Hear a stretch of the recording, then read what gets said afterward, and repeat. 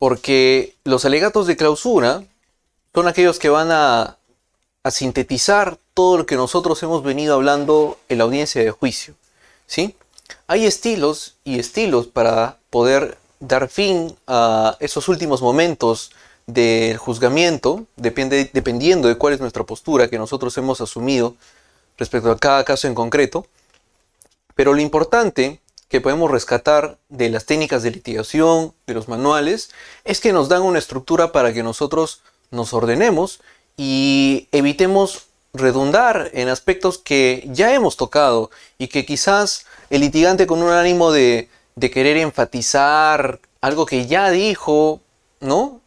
Busca nuevamente repetir una y otra vez algo que ya se produjo en juicio oral y que en este momento solamente tiene que evidenciarse de manera muy breve, muy resumida, sin perder de vista que el juez está esperando en estos momentos finales del juzgamiento nuestros argumentos, más que un repaso o una transcripción de lo que ha escuchado en las audiencias anteriores, y lo que es peor todavía, que hay algunos que utilizan estos momentos del alegato de clausura para tratar de enseñarle derecho penal al juez, ¿no? En fin, N situaciones que, como los indico, si podemos rescatar algo de los manuales de las técnicas de litigación de nuestros sistemas latinoamericanos, es precisamente que se nos da una estructura para poder, de manera ordenada, ¿sí?, cumplir con lo que se busca en estos momentos finales del alegato de clausura. Bien, les doy la más cordial bienvenida a todos ustedes. Muy buenas tardes, mi nombre es Diego Valderrama, soy redactor del área penal de LP Pasión por el Derecho. Estamos aquí en una edición más del taller de litigación oral de LP. Les comento que estamos haciendo una actividad muy interesante. Hemos abierto una convocatoria dirigida a estudiantes de todo el Perú. Ha estado mucha expectativa ha tenido este curso, y ya estamos en las etapas finales para poder escoger a quiénes son los que van a integrarse a este taller, y se vienen muchos más programas y muchos más proyectos con este taller, ¿ok? Desde ya les pido que compartan esta transmisión, que le den like, que le den me encanta, en fin. Muy buenas tardes con todos. Empecemos de una vez. ¿Qué es un alegato de clausura? Así como nosotros hemos aprendido que hay un vínculo entre el interrogatorio y el contrainterrogatorio, en el sentido que es necesario aprender a interrogar para luego contrainterrogar, de la misma forma, ¿no?, siempre se dice que tiene que haber una relación entre lo que nosotros hemos prometido al inicio de esa audiencia con el alegato de apertura y lo que finalmente hemos obtenido al término de esta audiencia con el alegato de clausura. Y por eso, ¿no?, para quienes seguían o vieron la transmisión de alegatos de apertura, es que nosotros nos señalábamos que teníamos que tener un especial cuidado sobre qué cosa es lo que le decíamos al juez que vamos a hacer en la etapa de juicio oral, ¿no? Porque si no cumplimos con ello o generamos falsas expectativas, va a ocurrir que en el alegato de clausura no vamos a poder usar aquello que nosotros dijimos en el alegato de apertura, y se va a generar pues la impresión que al inicio pues estuvimos hablando piedras y no logramos cuál fue nuestro cometido, y la teoría del caso pues se va a caer por sí sola, ¿no? Entonces, la intención de recordar el concepto de alegato de apertura para luego abordar qué significa el clausura es eso. Nunca perder de vista que tiene que haber una relación entre uno y otro. Por esa razón, si dijimos que en el alegato de apertura se trata de una presentación de nuestra teoría del caso, ¿no?, donde se hace una suerte de promesa al juez de qué es lo que voy a hacer, interrogaré a tal, voy a probar esto, siempre a futuro, ¿no?, porque aún no ha ocurrido. Obviamente en el alegato de clausura ya nosotros vamos a tener que, de manera argumentativa, ¿no?, y en tiempo pasado, obviamente, porque ya transcurrieron los interrogatorios, los contrainterrogatorios, ya se realizó la producción de prueba. En ese sentido, lo único que queda es citar, recordar qué fue lo más importante que transcurrió en esa audiencia, obviamente a nuestro favor y siempre con argumentos, ¿sí? Y por esa razón podemos, ¿no?, definirla como esa narración argumentativa, nuestra teoría del caso presentada al juez, sobre todo lo efectivamente logrado en juicio oral. Efectivamente logrado, ¿no? Porque nosotros tampoco podemos señalar pretendiendo sorprenderlo, ¿no? Sobre algo que no hicimos. Como por ejemplo, quizás por mucho que nosotros hayamos preparado un contrainterrogatorio y N factores hicieron que no haya salido bien y no pudimos sacar a relucir las debilidades que tenía ese testigo, obviamente en el alegato de clausura no podemos nosotros afirmar, ¿no? Señor juez, vino aquí el testigo Pablo y usted se dio cuenta cómo es que estaba ebrio en el momento de percibir los hechos, usted no puede creer, en fin. No podemos nosotros argumentar eso si efectivamente no lo hemos logrado así en el transcurso de la audiencia. Por esa razón, no olvidemos que tenemos que mencionar sobre todo lo efectivamente logrado en juicio oral. ¿Sí? Y esto siempre lo señalo, no me canso de repetirlo, es algo que tiene que tener también que estar internalizado en ustedes y la relación que existe, pues, entre la teoría del caso y todas las técnicas de litigación. De esta forma, obviamente va a haber una relación entre qué es lo que yo me había planteado que iba a realizar, ¿no? Antes de ingresar a juicio oral y lo que efectivamente pasó. Algo que también nos sirve al momento de relacionar la teoría del caso y el alegato de clausura, como recordarán, es que nosotros hemos armado en ese cuadro de teoría del caso, hemos estructurado cuáles son los hechos que nosotros teníamos tendencia o miras a demostrar con determinado medio probatorio. Y si esto está en nuestra teoría del caso, porque nosotros hemos cumplido diligentemente con realizar ese cuadro, ¿no? Se nos va a hacer mucho más fácil poder redactar un alegato de clausura, porque únicamente bastará con verificar, ¿no? Esa teoría del caso y ubicarnos en los fundamentos fácticos y señalar, ah, sí, con esto, con este medio probatorio iba a acreditar aquello. ¿Lo logré en juicio oral? Bien, entonces lo mencionaré en mi alegato de clausura. Mencionaré cómo es que quedó demostrado, señor juez. Quedó demostrado que la sangre hallada en las prendas pertenecía al imputado. Y eso quedó demostrado cuando vino aquí el perito de biología forense y nos narró, detalló sobre sus conclusiones, sobre etcétera, etcétera. Entonces, precisamente, la relación entre la teoría del caso y el alegato de clausura es que nos va a ayudar a nosotros a redactar de una forma mucho más rápida, ¿sí? Con una mejor base argumentativa y de manera ordenada, como lo veremos en unos momentos, la estructura que tiene que contener todos los ítems del alegato de clausura que nosotros tenemos que realizar. ¿Bien? Y aquí un poco de argumentación, porque claro, a veces muchos enseñan el tema de las técnicas, pero lo que es también importante y que se tiene que conocer de manera previa a aprendernos el procedimiento y demás doctrina de litigación es, en primer lugar, conocer fundamentos de litigación oral. Y los fundamentos de la litigación no son otra cosa que argumentación jurídica. Por lo tanto, si nosotros no tenemos claro qué cosa, o en todo caso, cómo poder argumentar jurídicamente, así nosotros tengamos una estructura de alegato de clausura, pues no vamos a comprender del todo. Y por esa razón, nos estamos deteniendo unos minutos aquí para poder quizás recordar conceptos básicos de argumentación jurídica. ¿Qué dijimos? Que el alegato de clausura es eminentemente argumentativo.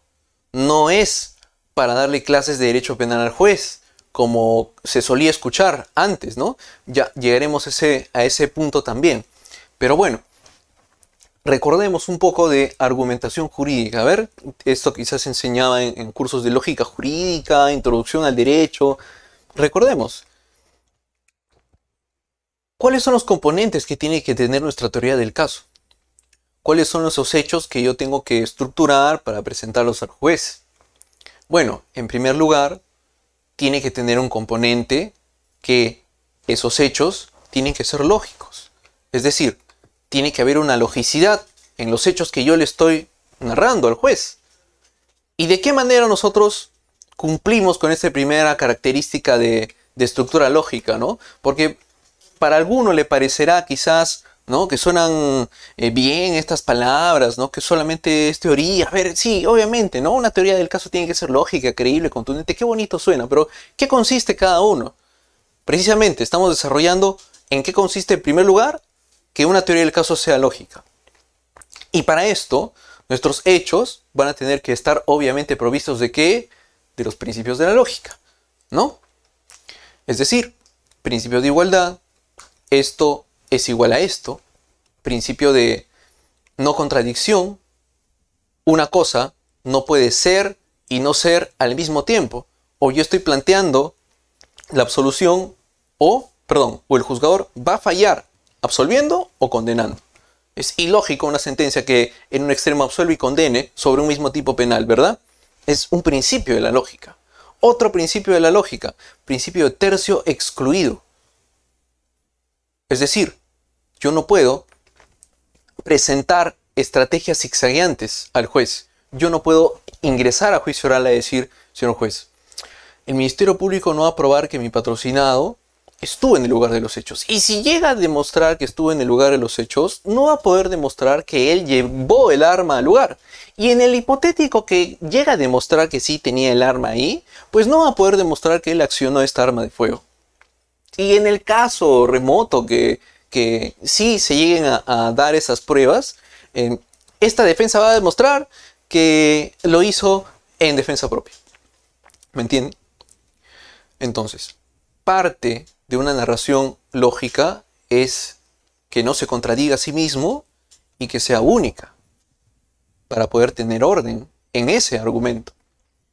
Y a su vez, ¿de qué nos servirá una narración que es lógica si no es creíble, ¿no? Podemos ser hasta aquí grandes oradores, ¿no?, retóricos, dialécticos, en fin. Pero para un argumento jurídico necesariamente necesita prueba. Y eso es lo que hace que nuestra narración sea creíble. Entonces, a esa narración lógica habrá que acompañar de prueba que la corrobore, que la demuestre, ¿verdad? Y una vez hasta aquí, inclusive no es suficiente para poder decir que estamos frente a una adecuada teoría del caso. ¿Por qué? Porque recordemos que existe una contraparte y que esa contraparte obviamente va a tener también sus hechos y sus pruebas. Entonces, para ingresar a juicio oral, no nos va a servir únicamente teniendo en cuenta estos dos, sino que además tenemos que hacer que nuestra estrategia, ¿sí?, tiene que ser contundente.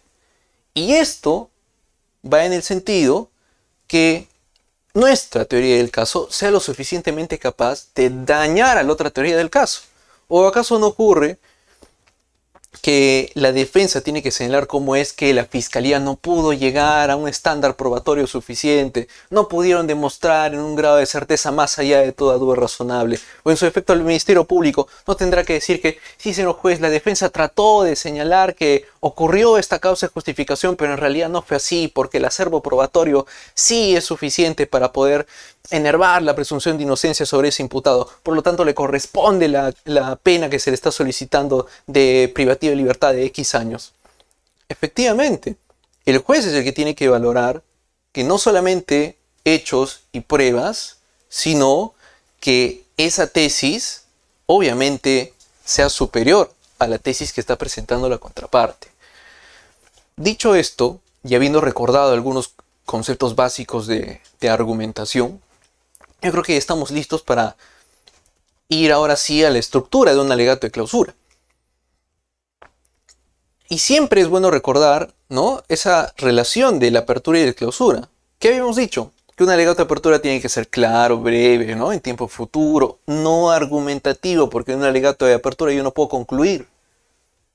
Y que tiene que ser ordenado, obviamente también tiene una estructura. Y en el caso de un alegato de clausura, no será en tiempo pasado. Si yo había señalado brevedad en el alegato de apertura, en el alegato de clausura, yo no tendré que detenerme para sintetizar, para hablar de eso que ya ocurrió con verbos pasados y para además utilizar argumentos y conclusiones. Esa es la diferencia entre una y otra. Conociendo características, ¿sí?, encontramos diferencias. Y ya lo había señalado, ¿no? La importancia de la teoría del caso y el alegato de apertura. Obviamente en el alegato de clausura serán los hechos, ¿no? La fundamentación jurídica, en qué normas se van a subsumir esos hechos, y las pruebas, pero las pruebas ya actuadas.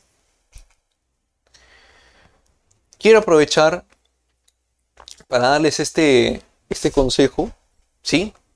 Recordemos que el sentido de estas transmisiones de taller de litigación oral es de manera muy breve darles unos cuantos alcances, ¿sí?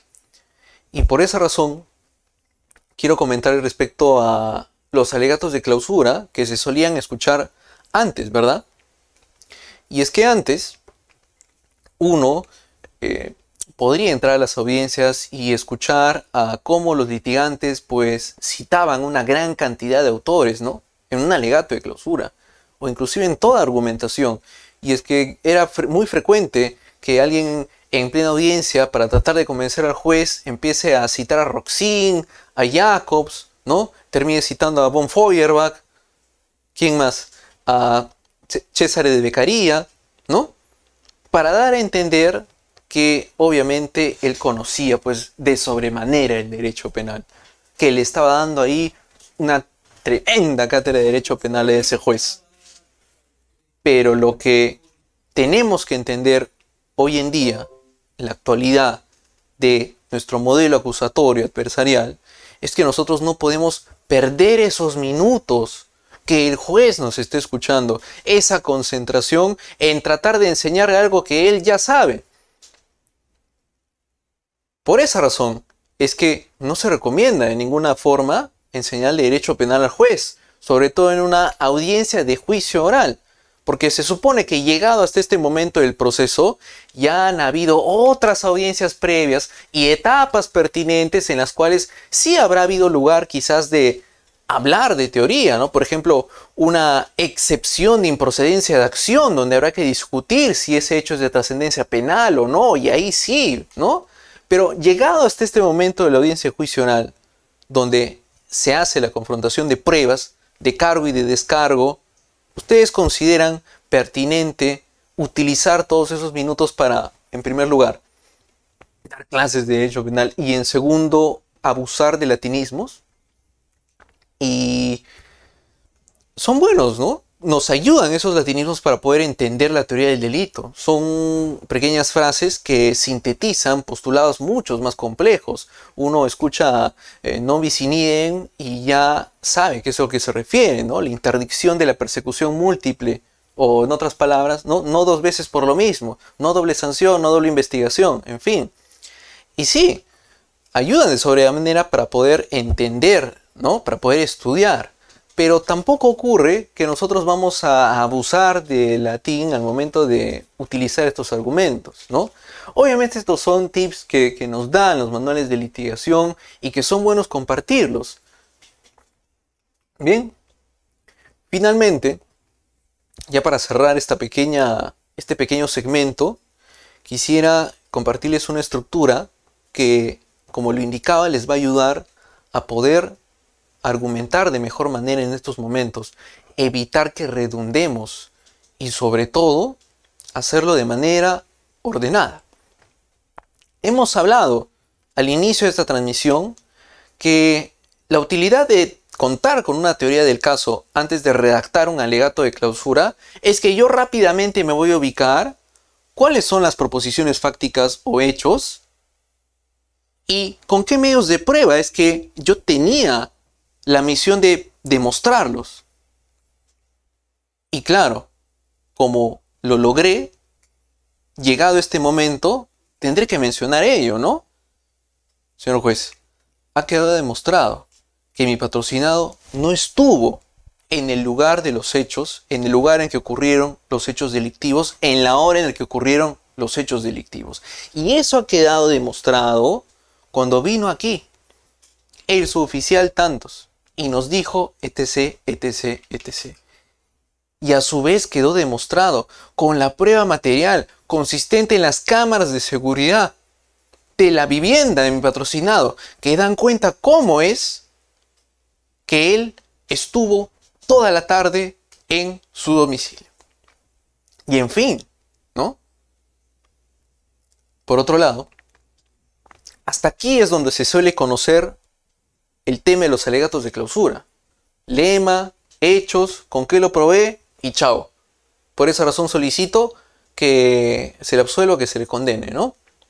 Pero como estamos compartiendo ahora esta estructura de un alegato de clausura, tenemos que incorporar más. Porque claro, necesitamos, obviamente, lograr contundencia. ¿Cómo hacemos que nuestros hechos, ¿no? Que nuestra narración lógica y creíble, sea a su vez contundente? ¿Cómo vamos a lograr eso si no le recordamos al juez qué cosa es lo que logramos en el contrainterrogatorio? Señor juez, por otro lado, el representante del Ministerio Público trajo aquí a una testigo que señaló haberlo visto todo. Sin embargo, cuando se le hizo las preguntas, todos nos dimos cuenta cómo es que ella en realidad no pudo ver nada en atención a que se encontraba demasiado lejos del lugar. Y en fin, ¿no? Uno y uno, ir recordando qué es lo que logramos en la audiencia de juicio oral. Si cumplimos con objetivos en el contrainterrogatorio, recordárselo en esos últimos momentos al juez, cómo es que logramos ese contrainterrogatorio y en qué medida es que nos bajamos, por decirlo así en términos coloquiales, a ese testigo. Para luego, ¿no?, hablar acerca de la contraparte. En el sentido de señalarle al juez que no ha cumplido, pues, con, en el caso de la defensa, hablará el Ministerio Público, lo que señalamos hace unos momentos, ¿verdad? Y es que, señor juez, la prueba incriminatoria presentada por el Ministerio Público no es suficiente.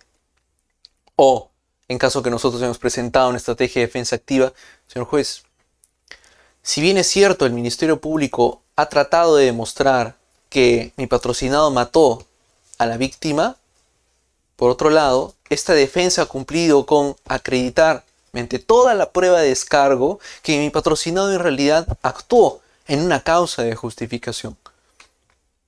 Y es por esa razón que, atendiendo a la duda razonable, solicito, ¿no?, y la solicitud del fallo. Pero mucho antes de esto, lo recomendable es que ustedes además humanicen su caso. La humanización es parte de un alegato, sea de apertura o sea de clausura. ¿En qué consiste humanizar si de repente es la primera vez que algunos de ustedes estén escuchando este término de litigación oral y que es muy importante conocer? Antes de esto, quisiera invitarlos nuevamente a compartir esta transmisión, a dejarle sus likes, sí, sus me encantan. ¿Qué tal les está pareciendo esta breve clase? Comunicamos, es una clase breve, sí, se dan alcances de manera didáctica, pero de todas maneras esperamos que les sea útil estos breves conocimientos que se imparten aquí en LP sobre técnicas de litigación oral.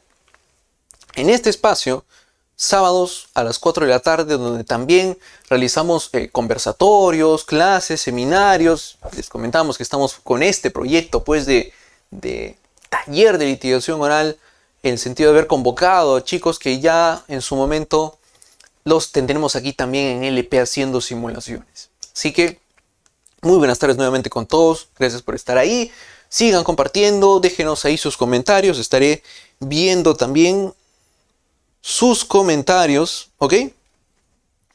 Bien. ¿Para qué sirve humanizar? ¿Frente a quién estamos? ¿A robots? ¿Maniquís? Los jueces también son personas, ¿verdad?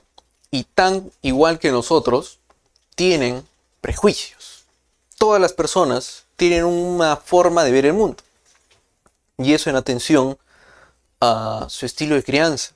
Su perspectiva del mundo es distinta hay personas que han sido criadas de determinada forma y que eso, llegado a su adultez, los hace ver las cosas con una óptica diferente.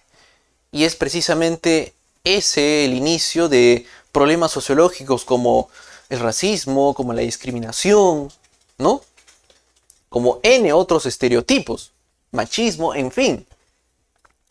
Y llegado el momento del juicio oral, no me van a dejar mentir que estamos frente a un juez que puede tener alguno de esos estereotipos, tan igual como todos nosotros podemos tener uno. Y para evitar que la mente del juzgador se contamine, en otras palabras, para liberar de esos prejuicios al juez sobre nuestro patrocinado o sobre esa víctima en el caso del fiscal, hay que humanizar ese caso. Hay que apelar precisamente a esa subjetividad del juez como persona, ¿no? Para poderle hacerle entender que este no es un caso más, ¿no? No es una cifra más ahí en su récord de sentencias, sino que se están discutiendo esa libertad que está en juego respecto a una persona que quizás se ve de esta forma o quizás está entrando con la cara tatuada, con cortes en las manos, que quizás lo escucha hablar y profiere pues un léxico correspondiente a personas con instrucción inferior o jergas pues de Lampa, ¿no? Habla de chaira, etc. Y eso a oídos de una persona con prejuicios es sumamente dañino, ¿no? Distorsiona los argumentos, nubla un juicio neutral, imparcial que tiene que tener un juez. Entonces, nosotros, además de presentar argumentos, también tenemos que cumplir con humanizar el caso. Esa es la utilidad de humanizar. Presentar a las personas como son, no como cree el juzgador que son. Y así, por ejemplo, tendremos pues nosotros que hablar, señor juez, se trata del caso de un menor de edad o de un joven de 20 años que no tiene antecedentes penales, es estudiante universitario, él se encontraba saliendo de una reunión y es que llega pues a ese parque y con una curiosidad propia de su edad encuentra una bolsa y en su interior jamás se hubiese podido imaginar que iba a encontrar el objeto de un delito que él no cometió. Estaba en total estado de ebriedad. Es un joven que recién está, y en fin, ¿no? Creo que más o menos ya me han podido entender la idea con este ejemplo y es precisamente lo que se busca cuando nosotros queramos humanizar una teoría del caso. En fin, todos los alegatos tienen que tener este componente de humanización que acompañan también al lema, ¿sí? No vamos a dedicar más minutos a esta transmisión que ya está llegando a sus segundos finales. Pueden ver la clase que hablamos sobre el lema, está ahí en LP, busquen Taller de Litigación Oral LP. Constantemente estamos publicando también artículos de este tipo, libros para que descarguen en temas de litigación oral. Les pido estar atentos. Eso ha sido todo por la transmisión de hoy. Así que producción me indica, listo. Muy buenas tardes con todos. Nos estaremos encontrando el siguiente sábado, a las 4 de la tarde. Parece que vamos a tener un conversatorio con el doctor Almanza. Estaremos revelando el tema a tratar, así que estén pendientes de sus redes. Bien, nos vemos el próximo sábado.